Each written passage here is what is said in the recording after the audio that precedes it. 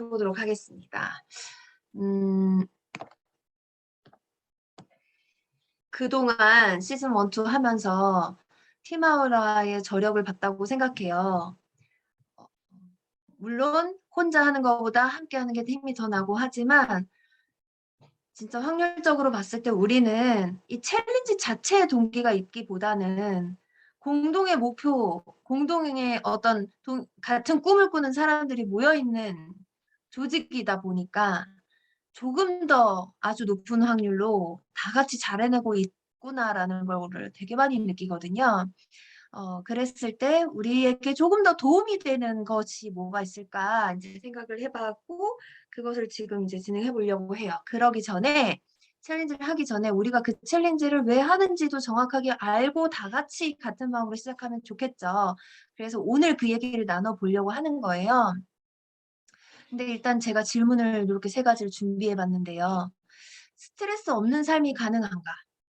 만약에 내가 진짜 좋아하는 일을 하면서 살고 있다면 스트레스가 없나? 이 부분 한번 생각해 보시면 좋을 것 같아요. 그리고 우리는 지금 뉴스킨 사업을 하고 있는데 뉴스킨 사업 제품 진짜 좋고 진짜 건강해졌고 예뻐졌고 사람들도 좋고 한데 스트레스 있나요? 나 스트레스 진짜 하나도 없어라고 자신 있게 말할 수 있는 분이 없을 거예요. 이 세상 어떤 일에도. 아무 일을 안 해도 스트레스를 받아요. 맞아요? 우리는 스트레스 없는 삶은 불가능해요. 그런데 이런 얘기를 하더라고요, 전문가들이. 스트레스를 매니지하는 기술. 이것이 있냐 없느냐에 따라서 사람의 역량이 차이가 난대요. 어떤 사람의 역량이 차이가 난다는 것은 직접적으로 얘기하면 우리한테는 사업 결과도 차이가 난다는 얘기거든요. 그죠?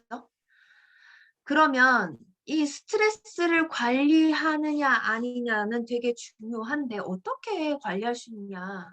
스트레스 관리하는 방법 사장님들마다 다 되게 다양하게 있을 거예요. 여러 가지가 있더라고요, 보니까. 사람마다 다 다른데 그 관리하는 툴 중에서 성공자들이 추천하고 성공자들은 다 하고 있는 그 방법을 얘기하는 거예요. 아, 나는 스트레스 받으면 청소해요. 그거 말고요.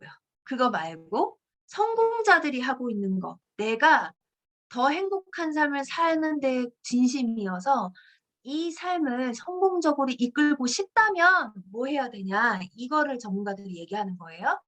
그랬을 때 이 2가지를 가장 많이 얘기하더라고요. 그중에서 제가 어떤 분의 영상을 보고 너무 꽂혀 가지고 그걸 그대로 인제 PPT를 작성을 해 봤는데요. 명상 4-2-4 호흡이라고도 하고 이제 저는 이 호흡을 할 때 4-2-6으로 하는데 저번 오전에 저와 함께 새벽에 명상을 하신 분들은 이걸 하셨어요. 4초 동안 마시고 2초 멈추고 6초 동안 내쉬는 호흡이거든요. 그거를 하면서 호흡을 하는데 내쉴 때 자기 암시를 한다든가 뭐 여러 가지 방법들이 있습니다. 이런 거를 해 보면서 감사요법을 같이 해 보라고 하더라고요. 그러면서 있는 것에 그냥 집중해 보는 거예요. "뭐뭐 해서 감사합니다. 뭐뭐 해서 감사합니다." 이런 거 말고요. 그냥 '어 나는 남편이 있네.' 이렇게만 해 보는 거예요. '나는 친구가 있어. 나는 우리 시루가 있어. 나는 우리 나린이가 있어.' 이런 거요. 이런 그냥 있는 거. 이건 제가 지금 보통 사람들에 대해서 얘기했고요. 뭐 물질이 될 수도 있고 그냥 나 자신이 될 수도 있고 가족이 될 수도 있을 건데요. 이런 스트레스 관리 툴이 성공한 사람들은 요런 방식으로 다 하고 있다. 인제 요거를 얘기했어요. 근데 인제 그거를 하게 되면 우리 뇌에서는 어떤 일이 일어나냐를 설명해 주시더라고요. 이 얘기를 하신 분이 인제 소아정신과 교수님이었는데 시상하부, 우리 TRINT 공부하면 진짜 많이 나오는 단어죠. 시상하부를 조절하는 어떤 것들이 있죠. 욕구를 조절하잖아요. 근데 거기서 감사를 하면요. 도파민과 세로토닌이 분비가 된대요. 자, 짜장면을 시켰어요. 시킴과 동시에 도파민이 분비됩니다. 먹었을 때가 아니래. 시켰잖아요. 바로 도파민 분비예요. 그때가 가장 행복한 거예요, 올 때까지. 예. 그러면 그게 너무 좋았어. 그 행동을 또 하고 또 하고 또 하고 할 때 그게 짜장면이 아니고 담배이거나 술이거나 여러 가지들이 어떻게 돼요? 중독이 되죠. 그런 것처럼 그 도파민, 세로토닌이 분비되는 그 행복감을 이용해서요. 감사에 중독되게 만들 수가 있대요. 우리 뇌는. 그게 가능하다고 하더라고요. 그래서 억지로라도 하라는 말을 그래서 하는 거예요. 솔직히 저는 이 말 들었을 때 어떻게 억지로 하냐는 거지.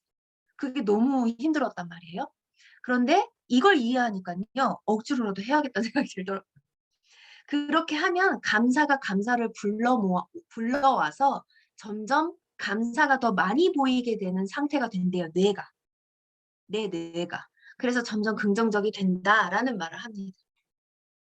제가 이걸 왜 중요하게 생각했냐면 우리는 사업을 하면서요. 긍정적이어야 된다는 말을 되게 많이 듣죠. 우리가 이 사업을 잘하려면. 그런데 그 긍정이 나 원래 좀 부정도 많고 의심도 많고 했던 사람인데 그 말만 듣고 억지로 그게 되냐. 갑자기 긍정적으로 사람이 변할 수가 없잖아요. 그걸 만들어주는 도구가 분명히 있을 건데 그것이 감사로부터 시작된다면 해볼만 하겠다는 생각이 들었고 납득이 됐어요. 저는. 사장님들도 이 부분에 대해서 동의를 하는지 한번 생각하면서 들어보세요. 그래서 그 교수님이 이런 말을 하더라고요. 좋은 성공을 한 사람들은 다 감사의 글 쓰고 있대요. 자기가 이분이 외국에서 공부하신 분인가 봐요. 외국에 다니면서 성공한 분들 진짜 많이 만나봤는데 다 이걸 하고 있대요. 우리 타이탄의 도구 책 읽어도 나오는 내용이었죠. 자, 그리고 또 다른 영상에서 제가 가져온 내용인데요. 뇌를 읽다라는 뇌 얘기가 나와서 또 찾아봤어요. 뇌를 읽다라는 책을 리뷰하는 영상이었는데 거기서 이런 말을 하더라고요. 인지 부조화라는 말을 들어보셨어요, 선생님들은? 조금 어려운 말일 수 있는데요. 인지 부조화. 뭐냐면 아침에 눈을 떴어요. 내가 아침에 몸개를 나가려고 했어. 운동을 가야 돼. 알아. 나 운동 가야 되는 것도 아는데 몸이 안 움직여요. 이게 인지 부조화예요. 그럴 때 그걸 이용하는 방법이 있거든요. 그걸 뭐라고 하냐면 그냥 나가라고 하더라고요. 하고 싶고 뭐 이런 생각이 아니고 그냥 나가는 거. 이걸 오히려 이용하는 거예요. 뇌를. 그게 방법이래요. 자, 인지 부조화는 왜 일어나냐면 뇌의 의식 영역과 무의식 영역이 조화를 이루지 못할 때 일어나요. 자, 긍정적이어야 한대. 그렇지. 나 긍정적이어야 해. 생각을 해요. 그런데 나의 무의식은 아직도 너무 부정적인 내면이 많은 거예요. 이때 부조화가 일어나면서 나는 스트레스를 받고 몸이 지치고 이게 지속되고 유지될 때는 우울증이 발병을 하는 거예요. 뉴스캔 사업하다가 우울증 걸리면은 너무 억울하죠. 좋은 도구를 만났는데. 그런 심리적인 것 때문에 우울증 걸릴 수 있다. 저는 좀 무서웠어요. 그 부분이. 자, 나를 믿어야 한다는 말을 진짜 많이 들었어요. 그죠? 나를 믿는 마음이 있어야 이 사업을 잘할 수 있다고 우리는 진짜 많이 들었는데 이 사업에서뿐만 아니고 이거를 이 책에서 얘기하는 거예요. 나를 믿어야 한다. 자기 자신에 대한 자신감을 가져야 한다. 이런 말을 우리가 진짜 많이 듣는데 이 말 자체가 굉장히 인지 부조화, 무의식과 의식의 영역을 간격을 굉장히 넓히는 말이라는 거예요. 실제로 나는 나를 못 믿는데 이 말을 자꾸 하니까. 우리 인정할 건 좀 인정하고 가면 좋지 않을까요? 무조건 그래야 한다니까 그렇게 하려고 노력하는 것보다는 이걸 좀 알고 그거에 대한 솔루션을 찾아보면 좋겠는 거죠. 그래서 나를 믿어야 된다라고 막 하는데 나는 이 인지 부조가 점점 커지고 있어. 계속 괴로워. 그럼 괴로워만 해야 되는가라는 부분에 대해서 얘기를 했어요. 그때 솔루션이 있대요. 운동처럼 훈련법이 있대요. 되게 여러 가지래요. 그 훈련법들이. 근데 운동 생각해 보세요. 나 몸 건강해지고 싶고 좋은 몸 만들고 싶고 운동해야 되는 걸 알지만 아까 제가 말씀드린 대로 나가지지 않아. 나는 맨날 누워 있으면서 운동을 해야 된다고 생각해. 그 간극이 커지면 커질수록 우리 마음은 어떨까요? 진짜 괴롭지 않겠어요? 근데 누군가는 하고 있는 게 또 보여. 막 비교까지 돼. 엄청 괴롭겠죠. 그랬을 때 운동은 그냥 해야 되는 거라고 했듯이 훈련법이 있는데 그 여러 훈련법 중에 가장 강력한 것이 감사일기라는 거예요. 그래서 그 책에서 얘기한 게 하루에 5개에서 3개에서 5개를 적어라. 시간을 따로 정해둬라. 쓰는 것이 진짜 중요하다. 이제 요런 팁들을 알려준 게 있습니다. 자, 또 다른 내용에서 가져왔어요. 되게 세죠, 이거. 이 세상에서 가장 쓸모없는 인간은 감사할 줄 모르는 인간이래요.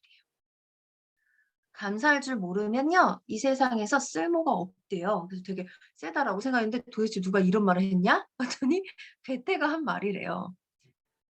갑자기 사람이 공개되니까 제가 좀 정신을 차리게 됐던 말 같은데 감사의 어원을 얘기했어요. 찾아봤는데 명사적인 의미도 있고 동사적인 의미도 있더라고요. 명사적인 의미는 기쁘게 행복하게 만드는 좋은 것들을 말한대요. 감사라는 말이. 동사적인 의미는요. 숙고한다라는 뜻이 있대요.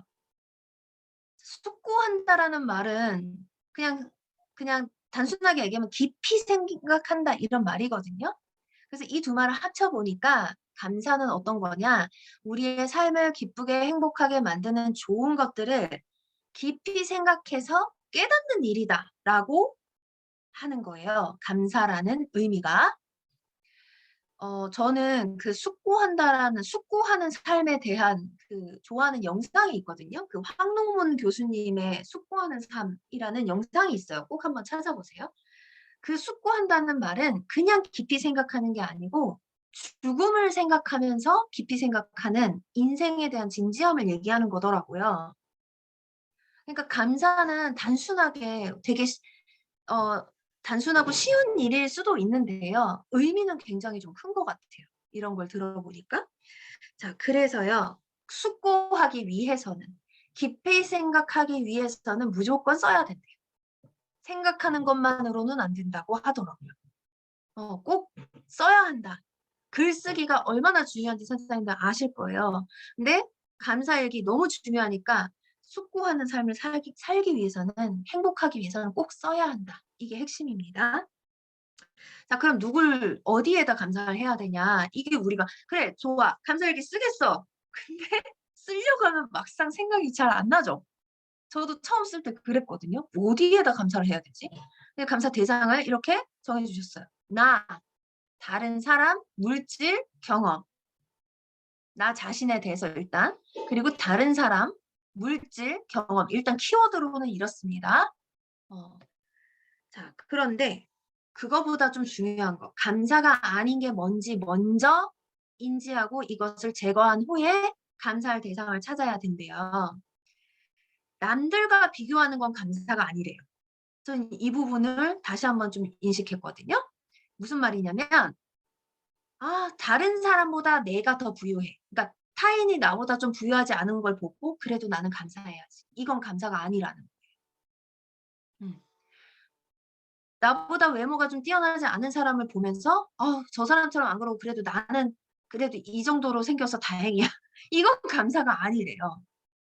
단순하게 정말 좋은 예쁜 얼굴로 낳아주신 부모님께 감사합니다. 저는 이런 정도 생각할 수 있다고 생각했거든요. 근데 그게 만약에 어떤 사람을 보고 어떤 비교로 인해서 생긴 생각이라면 이거는 굉장히 잘못된 감사라고 하더라고요. 되게 이해되시죠? 저도 되게 많이 이해됐거든요. 그래서 이것은 굉장히 파괴적인 오만함을 낳을 수 있기 때문에 굉장히 조심해야 되는 부분이라고 얘기를 하면서 이거를 인지했다면 이제 제대로 된 감사는 어디에다 해야 되냐? 오늘 하루, 매일매일 감사일기 쓰죠? 오늘 하루, 나의 삶을 개선하고 행복하게 만든 사건과 또는 만들 사건, 그리고 사람에 집중을 해보라. 아침에 일어났는데 내 아이가 천사 같은 미소를 짓고 있어서 내가 너무 기분이 좋았던 거, 비 온 후에 상쾌한 공기를 맞으면서 몸깨달을 했더니 기분이 진짜 좋았던 거, 내가 어려운 일 있을 때 동료 친구가 날 도와준 거, 맛있는 식사를 한 거, 생각보다 이른 퇴근을 한 거, 여러 가지요. 내가 오늘 하루 나의 행복하게 기쁘게 한 것들, 한 사람에게 집중을 해보라고 하더라고요. 이미 주어진 것에 감사하는 거 플러스 얘기하는 겁니다.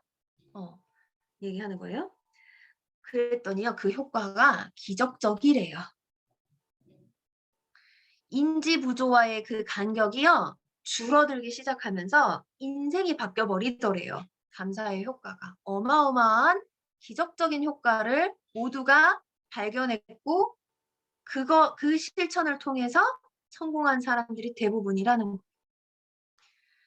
그리고 요 기법도 하나 설명해 준 게 있었어요. 그래도 힘들다면, 그래도 나는 감사할 대상이 좀 잘 생각이 안 날 수 있잖아요. 그럼 뭘 해야 되냐? 조지 베일리 기법이라는 게 있대요. 영화 멋진 인생이라는 영화에 나온 어떤 장면을 설명해 주시면서 요 얘기를 했는데요. 영화 얘기는 제가 안 할게요. 어쨌든 그 영화의 주인공이 자살을 하려고 했을 때 나타난 천사가 이 사람한테 한 어떤 기법인데 결국 이거예요. 내가 감사를 잘 못하겠어. 대상이 잘 생각이 안 나. 그러면 본인이 소중히 여기고 있는 것을 없어졌다고 생각해 보래요. 조금 극단적인 방법일 수 있지만 그럼 나 해볼까요? 나. 내가 이 세상에서 없어진다면 이 세상은 어떻게 될까? 나의 주변 사람들한테는 어떤 일이 일어날까? 생각해 보는 거예요. 내가 매일 타고 다니는 그 똥차가 없어진다면 오늘 나의 인생, 나의 당장 내 일상에 어떤 일이 벌어질 것인가? 갑자기 그렇게 생각하니까 저의 그 모닝이 너무 감사하던데요. 맨날 달달거리는데 너무 감사하더라고요.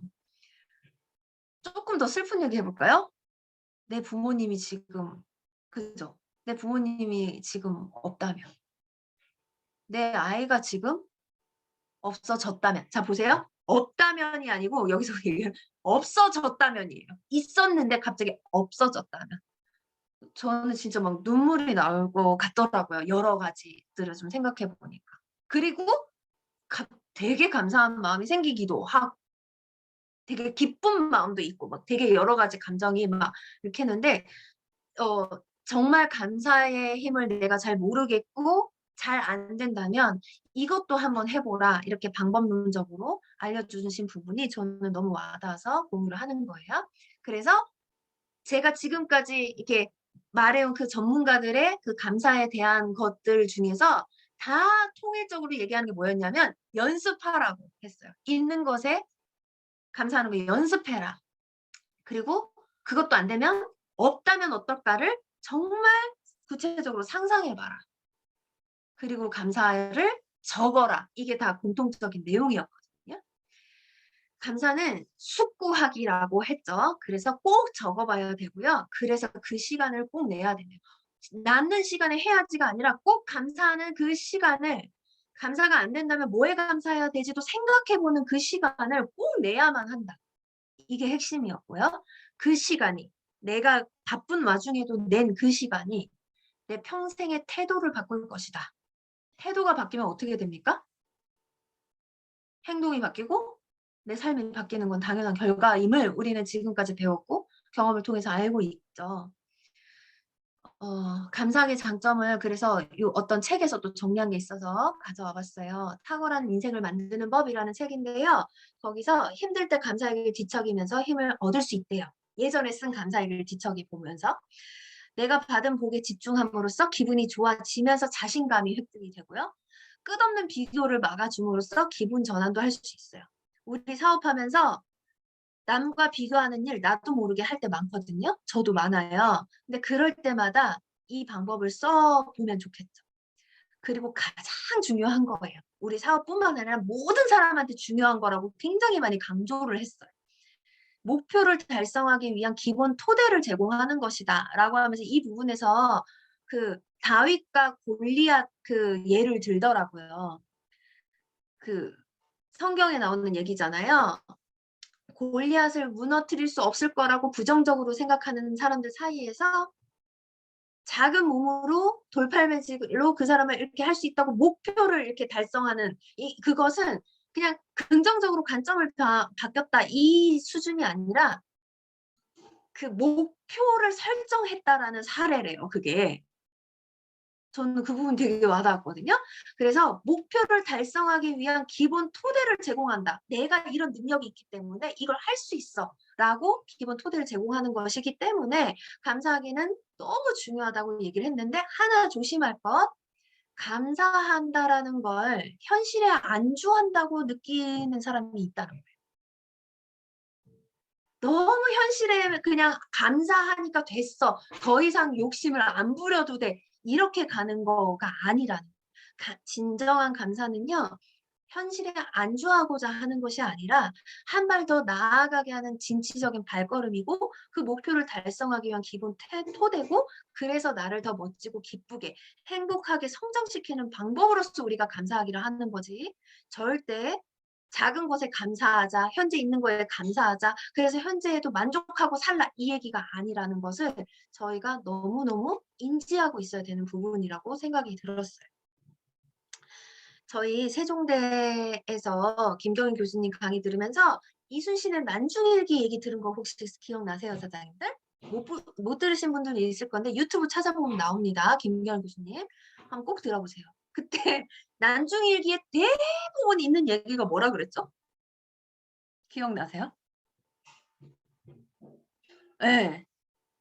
난중일 이순신 장군의 그 엄청난 업적을 기린 그 난중일기 대부분의 얘기가 누구 만나서 뭐 먹었네, 누구 만나서 무슨 수다를 떨었네 이 얘기가 대부분이라고 그랬거든요.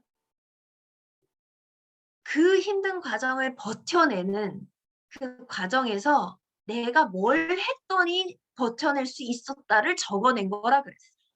우리한테 그런 거가 필요하기 때문에 그걸 꼭 하시라고 김경인 교수님이 얘기하셨죠, 그날.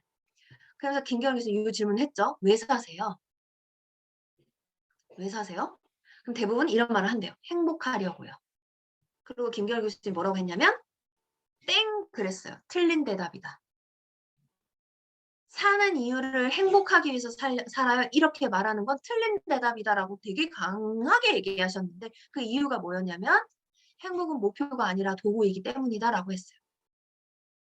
행복해야지 우리의 이 삶을 버텨내는 거지 행복하기 위해서 우리가 지금 살고 있으면 안 된다 이런 얘기를 하셨어요. 너무너무 와닿았고요. 우리는 이제 사업자들 위주로 강의를 해주셨기 때문에 이 말을 하셨죠. 인생에서 그리고 여러분의 사업에서 끊임없는 실현을 이겨내려면 행복해야 됩니다. 지금. 이렇게 얘기했거든요. 그러면 그러기 위해서 또 필요한 도구가 뭐냐 생각해보면 긍정적으로 생각해야 되는데 그 긍정이 하루아침에 안 되니까 또 뭘 해야 되냐? 그럼 감사를 해야 되는데 감사도 하루아침에 안 돼. 그럼 뭘 해야 되지? 지금까지 나눠준 이런 방법론들을 써보면서 해보자는 거예요. 그리고 행복은 크기가 아니라 빈도다라는 말도 하셨거든요. 되게 큰 돈을 벌어서 행복해야지 이게 아니라 그렇다고 큰 돈을 버는 욕심을 버릴 이 말은 아닙니다. 그게 아니라 살면서 계속 그 빈도를 늘려나가는 거 되게 중요하다라고 했는데 그럼 그 빈도가 많으려면 또 뭐가 필요하지? 생각해보면 또 감사일기를 쓰는 거 도움이 되겠더라고요. 그래서 결론은요. 감사의 혜택은 너무나 큰 거예요. 이렇게 기적적인 결과를 내는 그 감사를 우리 오프라 윈프리의 기적적인 삶의 이야기 너무 잘 알죠. 감사일기가 전부였다고 얘기할 정도인데 그렇게 큰 걸 우리 안 하면 손해예요. 완전 손해예요. 네. 손해를 보고 살 수는 없어. 그죠? 우리 손해를 보고 살 수는 없어요. 그런데 문제는 이거예요. 너무 간단한데요. 실천하기가 어려워요. 운동하면 몸 좋아지는 거 아는데요. 안 해요. 이게 뇌과학적으로 정상이래요. 좀 위로가 되지 않습니까? 이걸 왜 못해? 이게 아니라 너무 정상이래요. 그렇기 때문에 연습이 필요하고 첫 술에 배부를 수 없다는 걸 인정하고 내면의 부정적인 목소리는 감사를 하고 있음에도 여전하다는 거 인정하고 대신에 이걸 연습해보자. 감사의 혜택은 기적적이다. 거기에 관점을 이동하시라 이 얘기거든요. 우리는요. 함께 힘을 경험했습니다. 시즌 1을 통해서 시즌 2를 통해서 그래서 감사일기 챌린지를 준비했습니다. 해야 되는 거 다 알지만 제가 오늘 이걸 강의로만 끝내고 나면 사장님들 하실 건가요? 챌린지 안 하고 강의로만 끝내면 각자 하실 건가요? 너무 철판 깔고 하시는 것 같은데. 저는 하고 있기는 합니다만 하루도 빼놓지 않고 습관 들이게 하는 것까지는 아직 안 됐어요. 저도.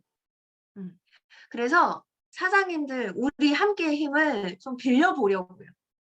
그리고 사장님들도 그 힘을 활용해 보셨으면 좋겠습니다. 그래서 또 한 번 팀아우라의 힘을 키우는 기회라고도 생각이 돼요. 우리 팀아우라는 함께하면 뭐든지 되는구나. 이거를 경험하는 것도 되게 중요하다고 생각하기 때문에 한번 해볼 거예요. 그래서 감사일기 100일 챌린지를 준비했고요. 7월 18일부터 할게요. 8일부터 자세한 프로그램은 오늘 제가 말씀을 드리는 게 아니라 이거는 약간 좀 프로그램을 짜 보려고 해요. 음. 지금 66 챌린지 하는 것처럼 쪼끔 프로그램화시켜서 해 보려고 하는데 그 프로그램을 리더 사장님들과 조금 더 의논하고 잘 짜 봐서 오리엔테이션을 따로 진행을 할게요. 음. 일단 기간은 알고 계세요. 7월 18일부터 7월 25일까지 100일이 될 거예요. 될 건데 그러면은 2주 남았죠? 2주 동안 사장님들 당연히 참여하시겠지만 똑같습니다. 3만 원 우리 그리 챌린지는 무조건 회비 3만 원이고요. 방식은 똑같아요. 똑같은데 어떻게 인증을 할지 이런 거는 제가 좀 더 고민을 해 보려고 해요. 쪼금 더 감사일기에 맞게 우리의 환경에 맞게 해 보려고 해요. 그래서 사장님들 함께 하시겠지만 여기에 함께 할 사람을 초대하는 시간 2주 드리는 거예요. 감사일기는 이 사업 하지 않아도 너무나 같이 하면은 그분에게 도움이 되는 일이잖아요. 그러면서 우리의 또 문화를 보여주고 우리가 일을 왜 하는지 보여주고 할 수 있는 기회까지 만드셨으면 좋겠어서 2주 시간 드리고 18일부터 진행하는 걸로 할게요. 그래서 선생님들 요 기간 잘 기억하시고 같이 할 사람들 한번 생각해 보시고 사장님들의 마음도 '아 이번 기회에 정말 내 삶을 감사일기로 또 한 번 더 업그레이드 시켜 보겠다.' 요렇게 마음을 다지는 기간으로도 써 보시면 좋겠습니다. 제가 준비한 부분은 여기까지고요. 사장님들 우리 18일 날 팀 마우라 방에서 할 건데 다 같이 거기서 많은 분들 모여서 함께 했으면 좋겠습니다. 이상입니다.